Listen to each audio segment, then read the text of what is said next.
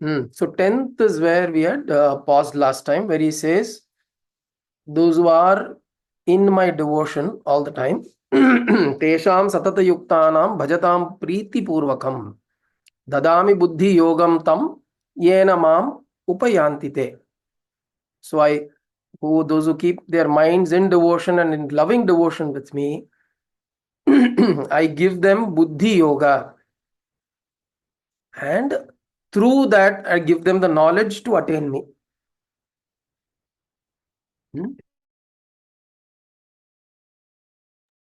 I give them the knowledge to attain to me.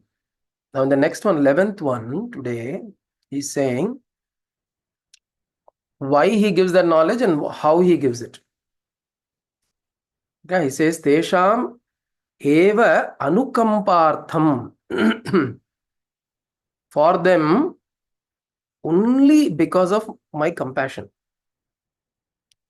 Anukampartham. Anukampa means to is compassion. Anukampa means compassion. Due to my compassion for them, aham ajnanajam tamaha. I remove the darkness that is born out of ajnana.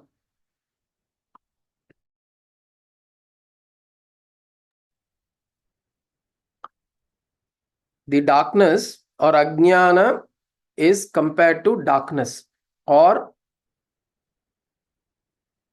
ajnana gives rise to darkness. And that darkness I remove, nashayami. I remove that atma bhavastha. Atma bhavastha means by being inside their atma or in their heart, in their hridaya, jnana deepena bhasvata. Jnana deepena means by means of light.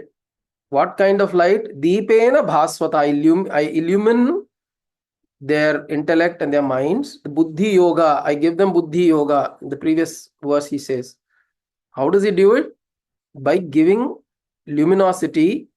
Deepena bhasvata. By giving light through which your intellect becomes luminous. But what kind of light? Jnana deepena. He gives jnana deepam. Now this is a verse that is worth spending just a few minutes on this, because subsequent verse onwards it goes on to Arjuna Vacha. Okay, because this is where Krishna kind of brings him to a certain this is like a transition point. Okay, if you notice the next verse, that is the first place where Arjuna is recognizing Krishna as Paramatma. Right? He says Paramam, what is it? Param Brahma, Param Dhama, Pavitram, Paramam Bhavan. So you are that Paramam. You are that Supreme. So this is the first place where Arjuna is recognizing Bhagavan as Supreme. So this 11th verse, that way is a verse where he is kind of Arjuna is always almost convinced that this person standing in front of me is not my Attai's son. Right? No, sorry. Not my mama's son. Yeah. Vasudeva was Kunti's brother. So Vasudeva was Arjuna's mama's son. So he is not just my mama's son. He is standing here. He represents Paramatma in himself as Paramatma. So that understanding comes into him. And Bhagavan Krishna is telling that even this understanding is out of my compassion towards you. How do you get this understanding? What is understanding? Understanding is light. Lack of understanding is darkness. So which is why he is saying Ajnana jam tamaha. Tamas is darkness. And what kind of tamas is that? Ajnana tamas. The tamas that comes from Ajnanam. Ajnana timirandhasya jnanan janashalakayaha Chakshur unmilitam yena tasmai Shri Gurave Namaha. So the ajnanam tamas, the tamas or the darkness that comes from ajnanam, that is born out of ajnanam. And what is, when we say darkness, when we um, when we look at darkness, it is always, you always describe darkness as absence of light. Correct? Notice we don't have a way to describe darkness in isolation. Independently, how do you describe darkness? We'll say where there is no light, that place is dark. And for darkness to go away, suppose there is a place which has been dark for hundreds of years, and you take a deepa, you take a light or a lamp, how long does it take for the darkness to go away? Even though it has been there for hundreds or thousands of years, that darkness doesn't go away gradually. The darkness goes away instantaneously.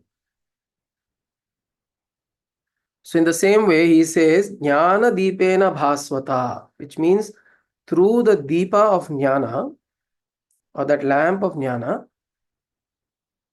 I, from inside you, Atmana Bhava, Atma Bhava, within you, from inside your heart, by lighting that lamp of knowledge, I will drive away this darkness, Ajnana Tamaha. And why does Bhagavan do that? Purely out of Anukampartham, out of compassion. And understand this, we spoke about this in other parts also. Whenever we say that Bhagavan does this for his devotees, we have to understand that Bhagavan doesn't do it as a bias towards the devotees. Bhagavan doesn't do it because, okay, this is my devotee, so I will do it for him. This person, I will not do it for him. It is not that kind of a bias. When he says, I do it out of compassion, it means the devotee draws upon him that compassion.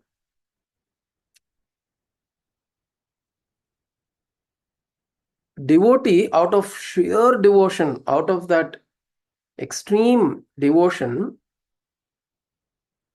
draws that compassion from that universal consciousness to respond to him.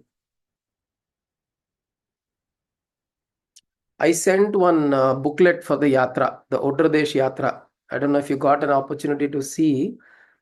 Read the story on Salabega. There is a Bhakta by the name Salabega, and he lived around the 17th century in that region, in Puri, Odisha. And he was a Muslim by birth.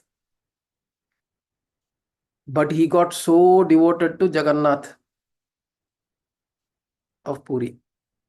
He got so devoted, and out of his devotion, he would pray to him, he would do his worship wherever he is. Wherever he was, he would do his worship and think about the Lord. So much so that there was a time when he was so ill, but he wanted to come to the Rath Yatra. And he was at a place which is a little at a distance than the place where the Rath Yatra is happening. So he had to come, but he was not able to come, and because he was ill. And he would pray profusely to Jagannath that I am not able to see the Rath Yatra, and then, but yet, despite his illness, but despite his sickness, he will keep going. He will go, he will rest. And obviously, those days we are talking about 17th century. Obviously, you didn't have nicely made roads. People would have had to come through different forested areas and all, jungles and all that. So he would rest, and then he would move a little bit, and then again rest and move a little bit. But he realized that the pace at which he is moving, he'll possibly miss the Rath Yatra, and he is weeping, and then he's praying. And somewhere his mind is also thinking that, anyways, I'm going to miss the Rath Yatra, but anyways, let me go. Right? what happens on the other side, the Rath Yatra, the Rath is moving, it comes to a certain place and it halts. And people who have been pulling, they try to continue to pull, but they're not able to pull. And they try to pull and they try to get animal, I mean, they try to get elephants, they try to get all possible ways of pulling the Rath. This Rath, the rope is breaking up, but the Rath is not moving. And they're completely bewildered why the Rath is not moving. And the story goes, the legend goes that Jagannath appears in the dream of the king and says that, go get my disciple, my devotee, Salabega, he is on his way, I'm waiting for him, go and fetch him, only then the Rath will move. Right? So then Salabega, by that time he arrives, and then the king knows that he is that Bhakta, and then the Rath starts moving. And then Salabega he breaks down into tears out of so much of when there is grace that overflows, all that you know is you'll just cry your heart out, right? So he is in that state of gratitude to the Lord that Lord held the Rath for him to come. And today, even today, this practice is there. Salabega's Samadhi is there on the path of the Rath Yatra. And whenever the Rath Yatra is moving, they will halt it at the Samadhi for a few minutes or for a little while. And then they will move the Rath. So this practice is there even today. So the story is, what has happened there is, you can say Lord's compassion. Out of compassion of the Lord, he stopped the Rath and waited for Salabega to come. But what is the qualification of Salabega for God to have shown that compassion? He didn't think that, oh, God will show compassion. No, he didn't think of all that. He only thought about the Lord all the time. All that he did was constantly thinking about Jagannath, thinking about Krishna, thinking about Narayana, thinking about his form, his nama, his japa. He was constantly in that presence. And when we are in that, what happens is compassion of the Lord is a natural occurrence. It is not that there is compassion, Lord is waiting to show compassion. It's not like that. Your action will draw this upon you depending on the way you act, you do what you're doing with the sankalpa and with that kind of resolve. When we do that, we draw upon this, and then we say it is Lord's compassion. We say Guru Kripa, Ishvara Kripa. We say Kripa. But we have to understand that Kripa, you will not receive that Kripa until we make ourselves a Patra. Patra means what? A vessel, a container, a receiver. Adhikari. We have to make ourselves an Adhikari to be able to receive that. So he's saying here, Ajnanam,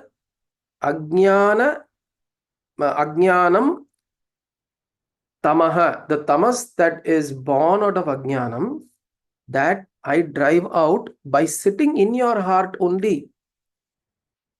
It is not that I come from the outside. It's not that suddenly I will appear and then I'll clear your mind and I'll say, okay, now you are clear. Your thoughts are clear. Now go. It's not like that. As much as grace, we want grace to descend upon us, that much amount of effort we need to keep putting in this. Constantly thinking, constantly processing, whether we are at work, whether we are doing whatever kind of work, right? Whether we are doing household work or corporate work or any kind of engagement that we have throughout the day. If we build this within ourselves, we will notice this jnana deepena bhasvata. Slowly this light of knowledge will glow within us and it will clear off this ajnanam, this darkness. It will slowly clear off. Now this clearing off, it is due to our effort. but it is not solely due to our effort. This is the important thing to note. Effort is extremely important, but effort is not sufficient. What happens in this? When you say effort is important, extremely important, effort is necessary but not sufficient. When you say this, what happens is effort is necessary means you have to work towards it. So which means you can't blame somebody else. It is you. You have to do. And when you say it is not sufficient, it means so when you do something, you keep doing, there is a certain level of ego that can also rise with it. I am doing japa, I am doing tapas, I am doing sadhana, I am doing dhyana, I am doing. So this will also rise when you say that this is necessary. Effort is necessary. But the second part is effort is not sufficient. It goes to show that we have to bring in humility. So effort is necessary, but when you think that I am doing, you have to remember that effort is not sufficient. It is God's grace that has to descend when He decides. So that should bring humility. So effort plus humility, the sankalpa plus the surrender or bhakti, this is what will enable this flame or this deepa to grow. Now what is happening is this jnana deepa, is it suddenly going to appear? Is God going to take a matchstick and light it, saying that, okay, now my bhakta is ready, let me light the match? It's not like that, no? He's not going to wait till you reach a certain point and now he's going to light the match. This deepa is always there. When Bhagavan says, I am there inside you, in the form of the deepa, jnana deepa, this is always there. What we are doing is we are only allowing or removing the other aspects around the deepa that is making it glow with vigor, with the luminosity. For that luminosity to appear, see this, so remember this Petromax lamps. Many years ago in India, still rural parts of India, they carry this Petromax light where they fill it with kerosene. I think they fill it with some kind of petroleum product. And there is a candle and they light it and you can simmer it. So you can increase the thing. There will be a dial using which you can increase the intensity of the flame, and then the candle will burn bright. You can simmer it and it will burn smaller. Now this is the action that we do. This is the action we do. The flame burning bright or small, where does the flame suddenly become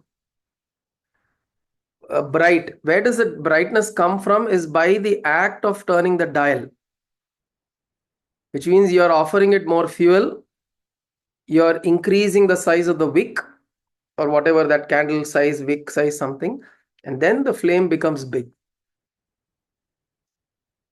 So which means you are putting effort to increase the flame so that you get more light. Right? Actually, to reduce the light also, we are putting effort. We are putting effort in the opposite direction. And which is what we do. A lot of times we think we put the effort. A lot of times we think we put effort. I mean, think that I am not getting grace. I am not getting the right results because somewhere we are not turning the dial up to increase the flame. We are turning it down to reduce the flame. We're doing the actions in the opposite direction. Now, who is to tell which is the right action, what is the wrong action? There is somebody within us who will tell. It's always the case. Or there'll be a guru from outside. There is a guru from outside tells, guru also tells from inside.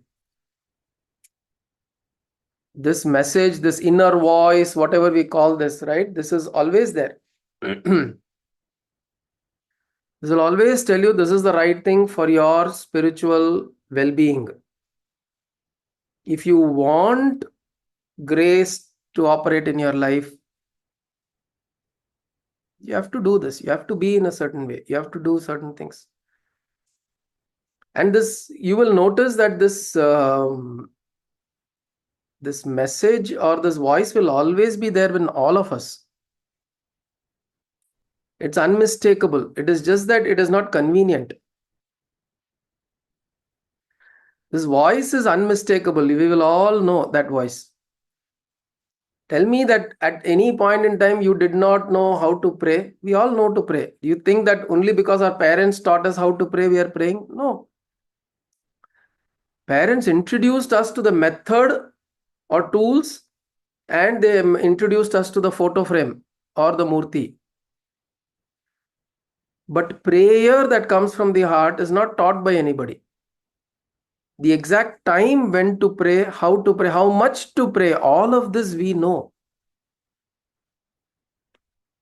We all know intuitively. Why? Because that is what Bhagavan is saying. He is sitting in the Atma. I am Atma Bhavastaha. Atma Bhavastaha means I am in the Atma and I'm stationed there in your Atma and I guide you. The only thing is we don't find it convenient. Because a lot of things on the outside become more important and priority, and hence our focus gets distracted, and we always look for excuses to say why we can't follow what my heart says. Always look at ourselves. We will know that we find excuses not to do what our heart says to do, and we give those excuses different names.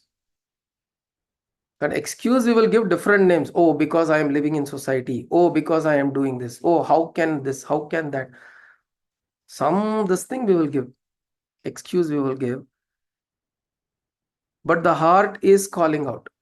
The heart wants to say, okay, now I want to sit down and chant Om Namo Narayana for the next 1 hour. The heart is saying that. But the mind will intervene and come and say something else. Also today, my seat is broken. So, I don't think I'll be able to sit properly.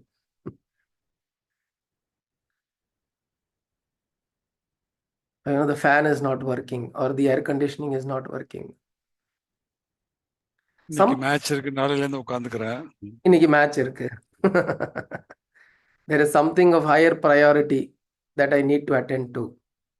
The heart says this. You notice, just observe. All you need is just observe today. When you get up, you will notice that. And even whenever we do any kind of satsanga or we want to listen to any discourses, all that, you will notice a lot of times, I want to listen to this. Somewhere the heart will show that joy, but something else will come and then we will justify saying that எனக்கு டைமே கிடைக்கிறது இல்லை. I don't get time at all. But actually, if you notice, you have enormous amount of time. It is just that we become exhausted. Why? Because we want to jump from one thing to the other thing to the other thing.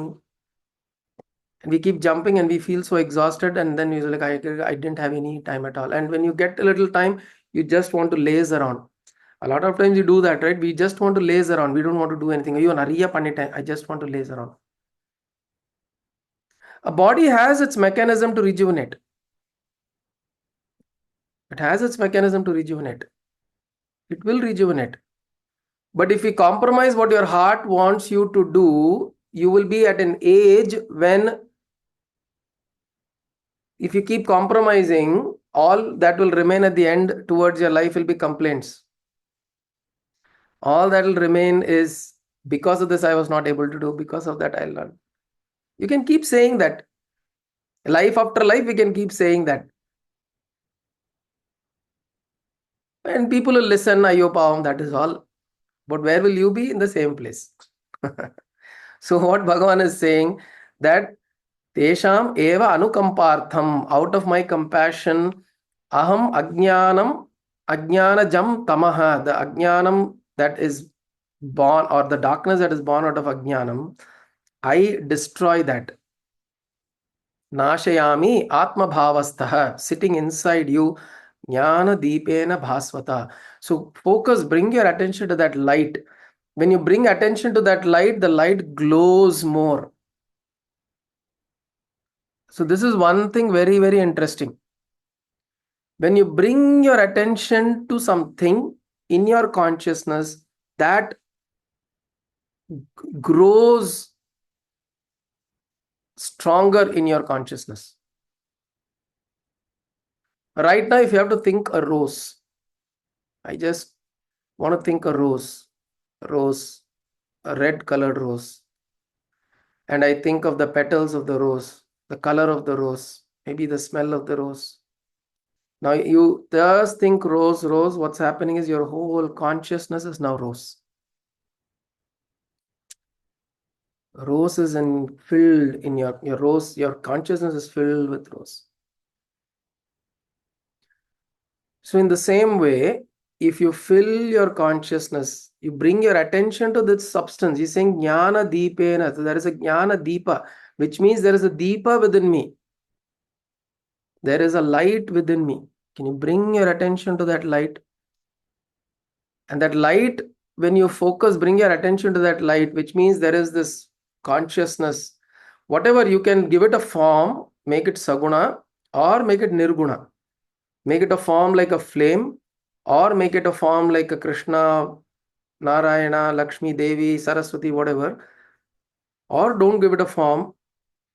Just experience, think that there is this consciousness. When you bring your attention to that, your consciousness becomes filled with that. And this is what he's saying. When you bring your attention to that, is like turning on increasing the dial of the Petromax. So then that flame will start glowing bigger. And then now all of this is explained. Now Arjuna is listening to all of this and he is completely convinced that the person who is standing in front of me now is none other than Paramatma. Right?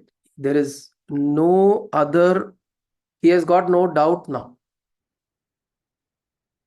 He's gone through the process of Shravanam, Mananam, Nididhyasanam. The thing is, Arjuna is such a bright mind.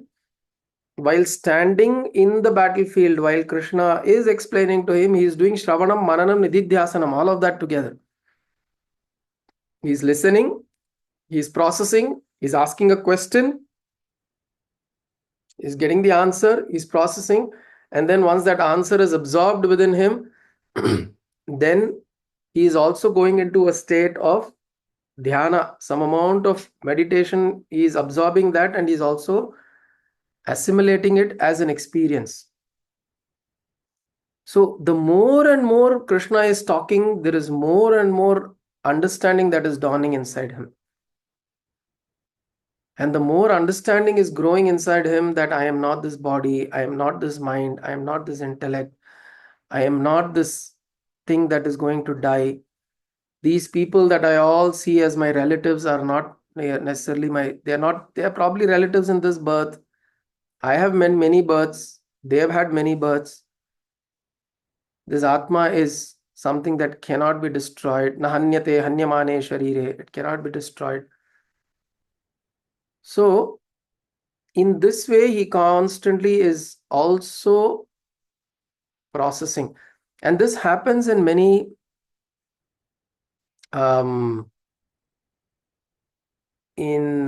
several upanyasams, or some upanyasakas, or some people are like that. When they speak, you will notice that while they are speaking itself, our mind slowly goes into a certain state of meditation during the process. I've experienced this with Jiddu Krishnamurti. I don't know how many of you have heard of Jiddu Krishnamurti's talks. a phenomenal spiritual leader, human being. But if you listen to his talks, while he talks, your mind will slowly, he will direct your mind into a state of meditation. Slowly it will go there. There are many such Mahanubhavas.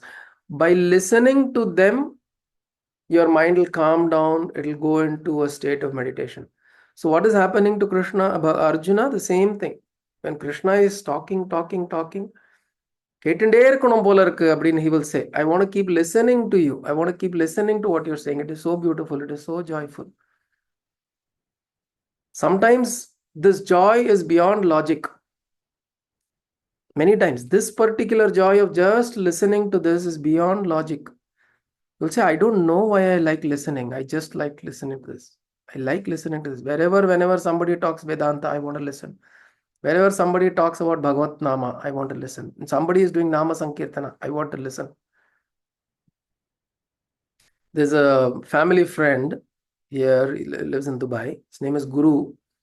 His father and mother, a few years ago after retirement, they took up to completely, they immersed himself into Nama Sankirtanam. So wherever there are bhajans that are happening, they will go and be there. Like 4 hours, 5 hours, they'll be there. So they go look out for places where there are Nama Sankirtanam that are happening. And of course, there are groups. So you are part of a certain bhajana mandali or a group, you keep going along with them also, right? You go to different places. You go to places like Pandharipur, you do what Vitthal bhajan. You go to the south, you go to so many temples, you will do bhajans. You go to Vrindavan, you do Radha Krishna bhajans. So all of this, they travel and they do bhajans. He was telling, when my parents, they had sugar and blood pressure, etc., a couple of years ago. Now, the last few years, all they have done is just immerse themselves into this. Naturally, their blood pressure and their blood sugar has come down. He went and checked, he got it medically tested, and he saw it has come down. He's telling me, he's saying it is fascinating how just by being in the presence of Bhagavan Nama, and nothing, what are they doing? Nothing, they're just being there. They're just being in that space, in that aura, in that space where Bhagavan Nama is constantly being chanted.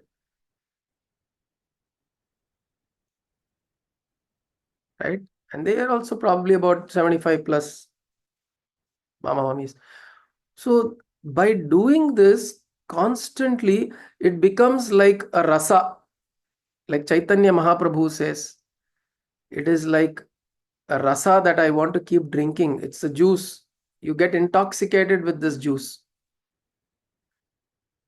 You keep wanting to listen, because something inside you, notice, this is something very beautiful. Swami Nochur has said this. He found it extremely powerful.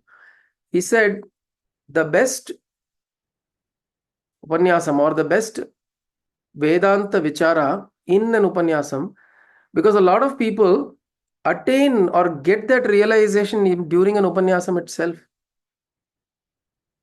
In the aura, in that space, the way the Kathakar or the Upanyasakar delivers, and the state in which he or she is in, when they deliver this, just by listening, the mind can go into a state of samadhi.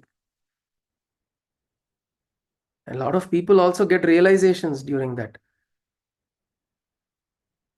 There are many, in fact, the story of Tai Manavar or one of the other Nayanmars is like this.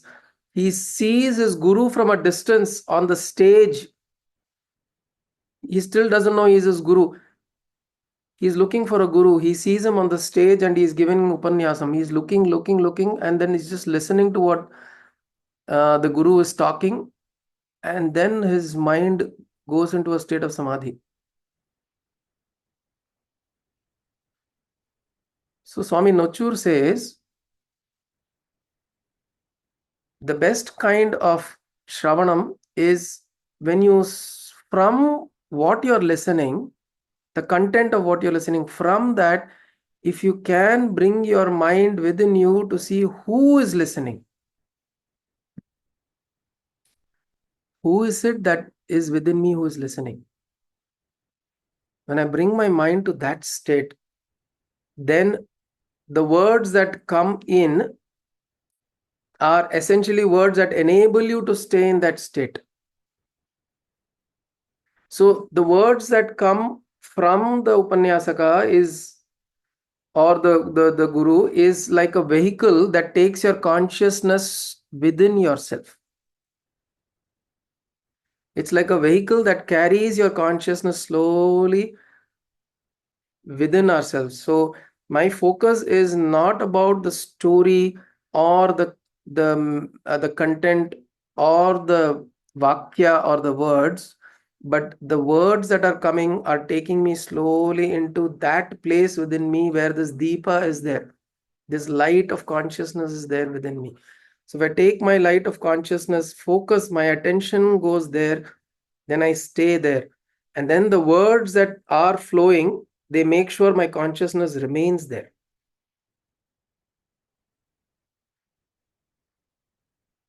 So Arjuna is experiencing this. Arjuna standing in the battlefield. Imagine the kind of experience he is having in a battlefield.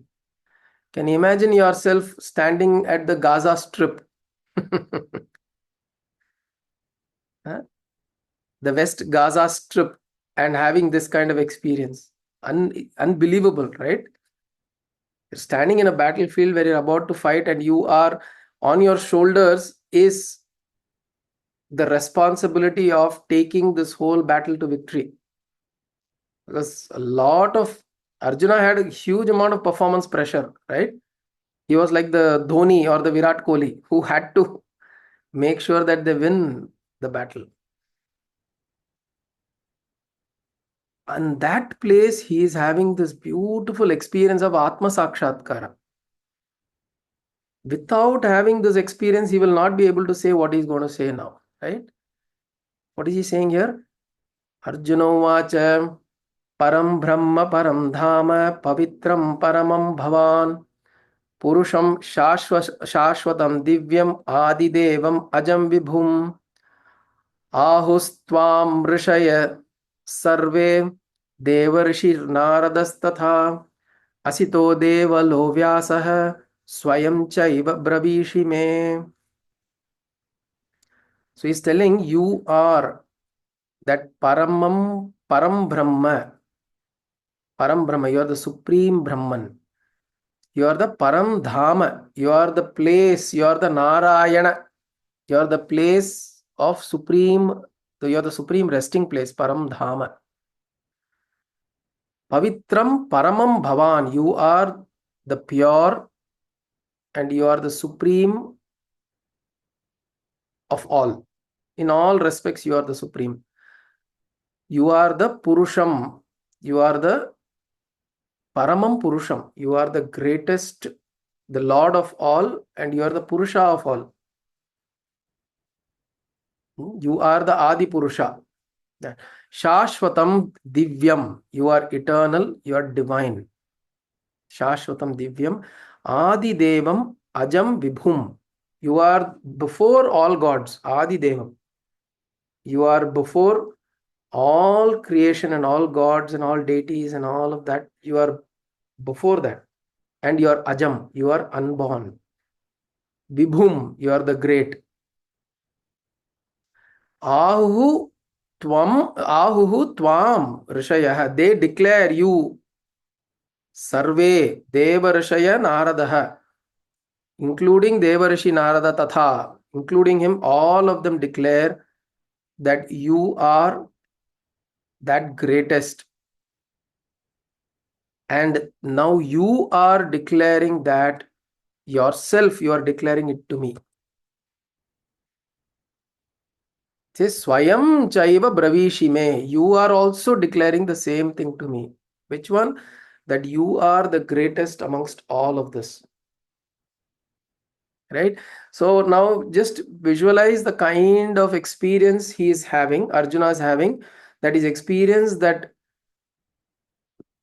the truth, what is being said, he is having a certain form of Atma Sakshatkara, some realization that is dawning within him.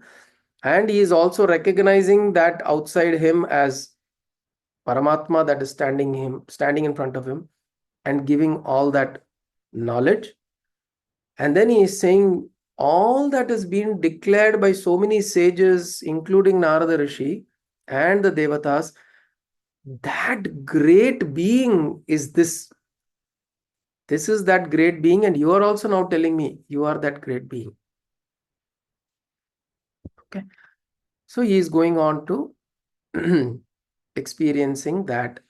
Then he is saying, Sarvam etat ritam manye yanmam vadasi keshava nahite bhavan vyaktim viduhu devaha na danavaha. So he is telling now, Krishna, oh Krishna, I accept all that you have said. Sarvam etat ritam manye. Ritam means truth.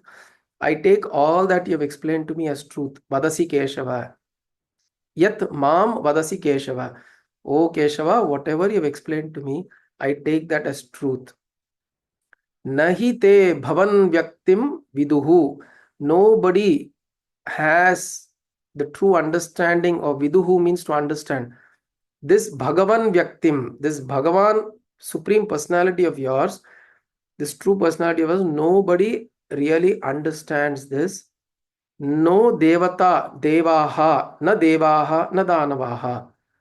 Neither the Devatas understand this, nor the Danavas understand this. Which is, Manushya's definitely don't understand. Manavaha don't understand. Devahas also don't understand. Danavas also don't understand. This particular Bhagavan Vyaktim, which means this particular personality of yours, which is the supreme personality, or this saguna, this saguna description of God that you are giving me, nobody really knows, right? Even by listening to what we are, if this Bhagavad Gita, even by listening or reading, even we also don't know. Correct? What Krishna is saying, nobody really knows, which is true, right? Even by listening to this, do we think we know? We don't. These are words. But we have to take it back and think about it and go into this dhyana within us. And then in that experience, somewhere this will rise. This understanding will rise that this Bhagavan Vyakti, this form of the Lord, is a pavitram form, paramam pavitram, this pure form that is there. And this form or this particular experience that Bhagavan is giving is because of anukampartham, because of his complete compassion towards me, is giving this particular experience. And then the last verse for today, he says, Swayameva atmanatmanam, Swayam eva atmana atmanam, Vetha tvam purushottama, Bhuta bhavana Bhuta Isha Deva Deva Jagatpate. And he is saying, only you know yourself, O Jagatpati, O Jagannatha, only you know yourself by yourself. Only you know yourself by yourself. None of the other creatures can know. And you know that you are the Supreme Lord. So when you know that you are the Supreme, will you go around telling that I am the Supreme?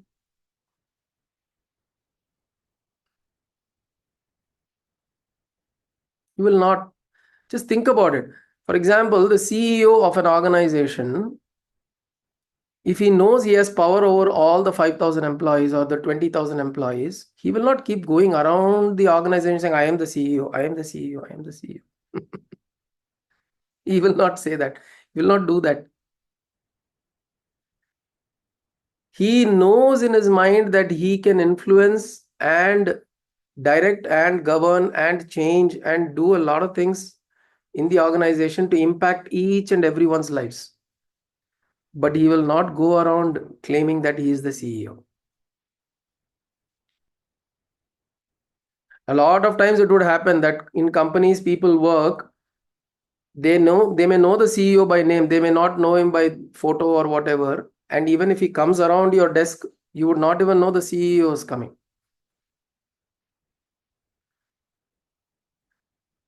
So in that way, Bhagavan is saying that you are the supreme. Nobody knows this. Not everybody knows this. It's very difficult for anybody to know this.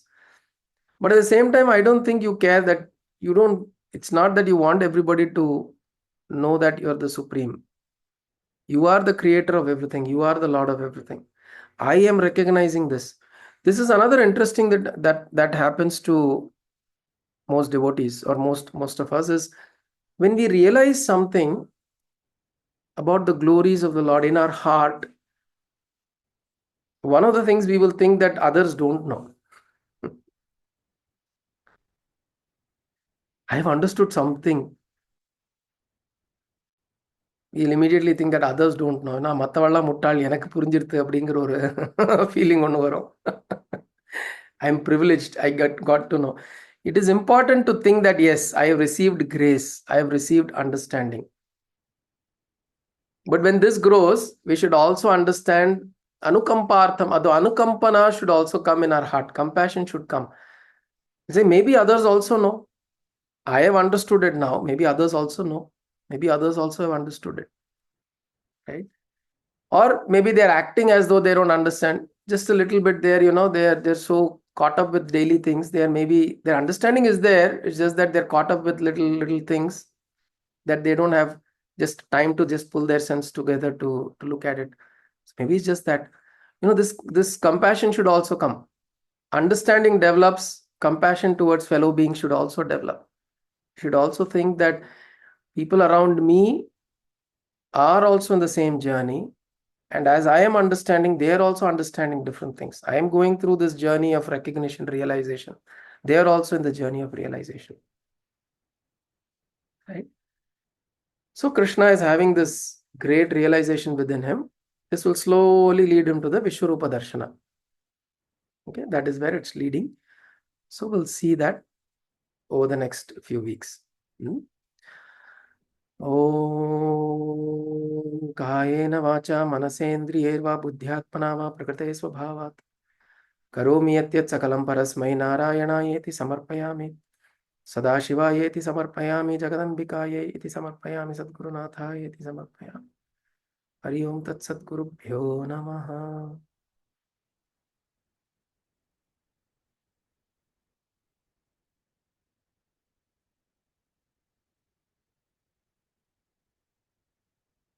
Hari on